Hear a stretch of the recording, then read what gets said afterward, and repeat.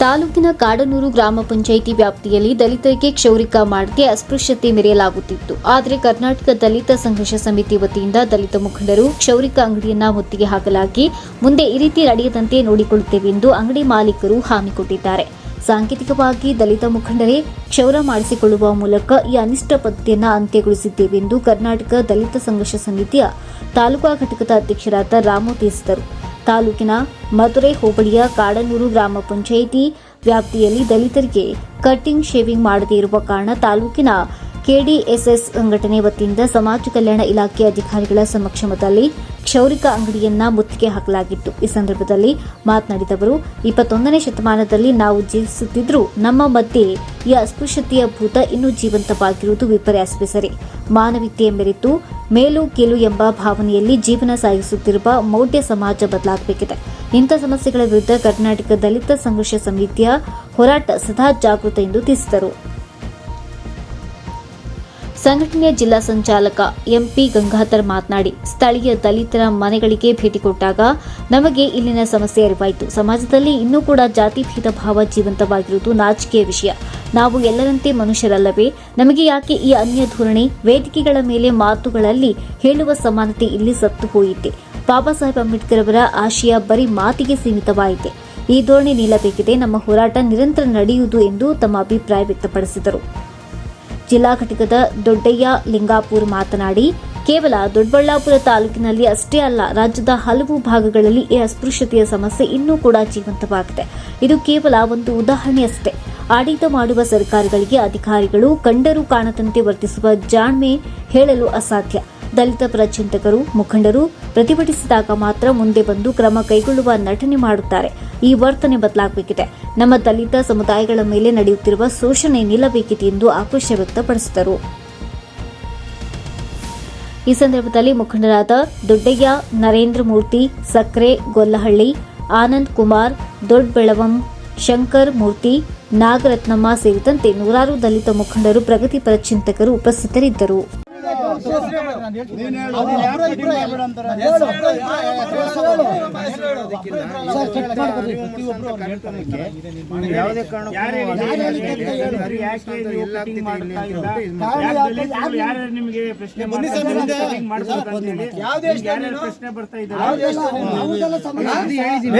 ಅವ್ರದೆಲ್ಲ ಸಮಸ್ಯೆ ಬೇಡ, ಇವ್ರದೇನು ಸಮಸ್ಯೆ ಇಲ್ಲ.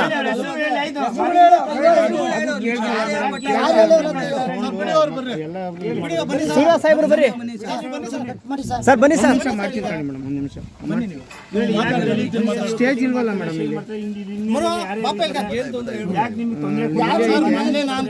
ಹಂಗೆ ಮಾಡ್ತೀನಿ. ಸರಿ,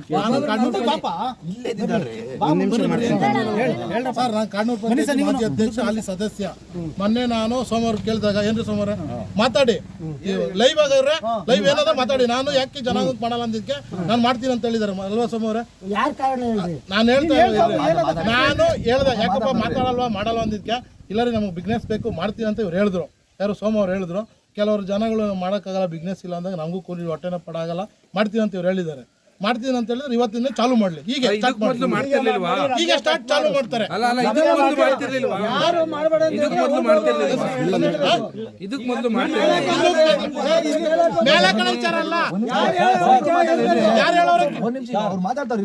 ನಾನು ಬಗೆಹರಿಸಕ್ಕೆ 2-3 ಸತಿ ಇದೇ ತರ ಕೇಳಕ್ ಬಂದಿದ್ದಾಗ ಅವ್ರ ತಂದೆ ಕಾಲದಿಂದ ಬಡಿಸ್ತಾನ ಇತ್ತು. ಪಾಪ ಅವ್ರಿಗೆ ಏನೋ ಒಂದು ಬೇರೆಯವ್ರು ಇದನ್ನಲ್ಲಿದ್ದಾಗ ಮಾಡಿರ್ಲಿಲ್ಲ. ಈಗ ಮಾಡ್ತೀನಿ ಅಂತ ಹೇಳಿದಾರೆ, ಇವತ್ತಿನ ಚಾಲು ಮಾಡ್ತಾರೆ. ಮಾಡ್ತೀರಾ ಸೋಮವಾರ? ಹೇಳ್ತಾರೆ ಮಾಡ್ತಾರೆ ಅಂತ ಮಾಡ್ರಿ.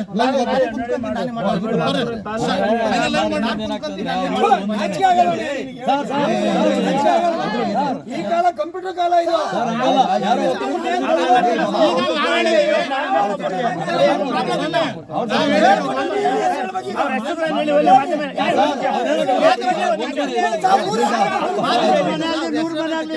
ಸರ್ ಪಾಪ ನೆಕ್ಸ್ಟ್ ಅವ್ರಿಗೆ ತೊಂದರೆ ಮಾಡ್ತಾರೆ.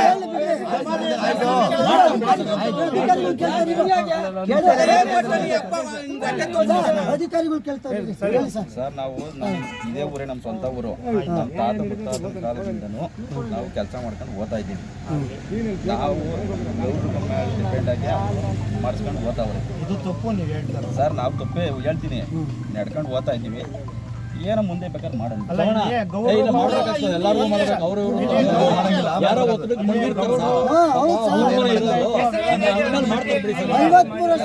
ಜಾಗೃತಿ ಪಂಚಾಯತಿ ಮೆಂಬರು ಇವರು ಪಂಚಾಯತಿ ಮೆಂಬರು ಸರೋಜಮ್ಮ ಬೈರನ್ಮೇಗೌಡರು ಅಂತ ಇವರು ಪಕ್ಕದೂರವ್ರು ಇದೇವರು. ಅಲ್ಲ 53 ವರ್ಷ ಆಗಿದೆ ಸ್ವತಂತ್ರ ಬಂದು ಜಾಗೃತಿ ಮೂಡಿಸೋದು ಏನ್ ಸರ್? ಅದೇ ಪ್ರಬಲರಿಗೆ ನೀವ್ ಹೇಳ್ಬೇಕು ಸರ್. 20-30 ವರ್ಷದಿಂದ ನಾನು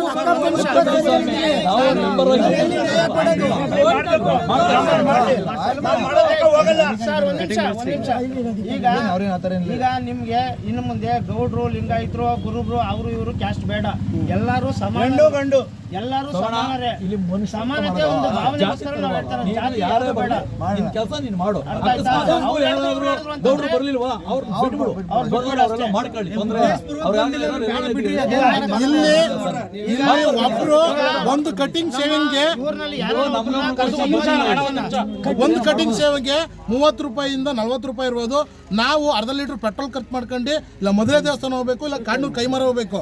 ನಾವು ಕೂಲಿ ಕಾರ್ಮಿಕರು 50 ರೂಪಾಯಿ ದುಡಿಯೋದು ಕಷ್ಟ.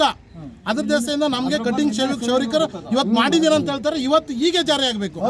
ಆಮೇಲೆ ನಾವು ಮನೆಯಲ್ಲಿ ವಯಸ್ಸಾಗಿರೋರು ಇರ್ತಾರೆ, ಲಕ್ವ ಹೊಡೆದಿರೋ ಇರ್ತಾರೆ, ಅಂಗವಿಕಲರು ಇರ್ತಾರೆ, ಬುದ್ಧಿಮಾಂದ್ಯ ಮಂದಿ ಇರ್ತಾರೆ. ಇವರೆಲ್ಲ ದೂರ ಹೋಗಲ್ಲ. ಎಲ್ಲರ ಮನೆಗೂ ವೆಹಿಕಲ್ ಇರಲ್ಲ, ಜೀವನ ಮಾಡೋದೇ ಕಷ್ಟ.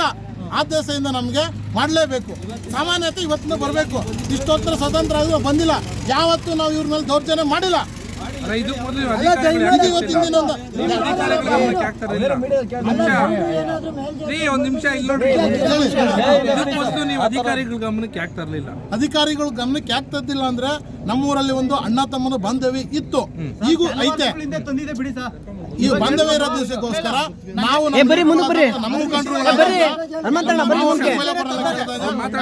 ಕೆಲವಾರು ಫೋರ್ಸ್ಗಳು ಹಿಂದೆನೆ ತಂದದ ಇದು, ಇವಾಗೊಂದಲ್ಲ. ಸಮಸ್ಯೆ ಬಗೆಹರ್ದಿಲ್ಲ.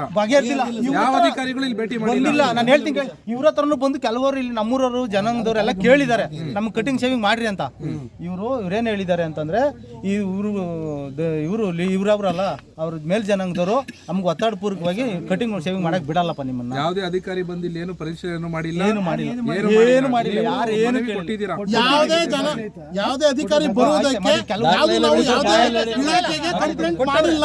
ಫಸ್ಟ್ ಆಫ್ ಆಲ್ ನಾವು ಕಂಪ್ಲೇಂಟ್ ಮಾಡಿಲ್ಲ. ಯಾವುದೇ ಅಧಿಕಾರಿಗಳು ಯಾವುದೇ ಇಲಾಖೆಗೆ ನಾವು ಹೋಗಿಲ್ಲ. ಯಾವುದೇ ಕಾರಣಕ್ಕೂ ಯಾವ ಇಲಾಖೆಗೆ ಹೋಗಿ ನಾವು ದಾಖಲೆ ಮಾಡಿಲ್ಲ.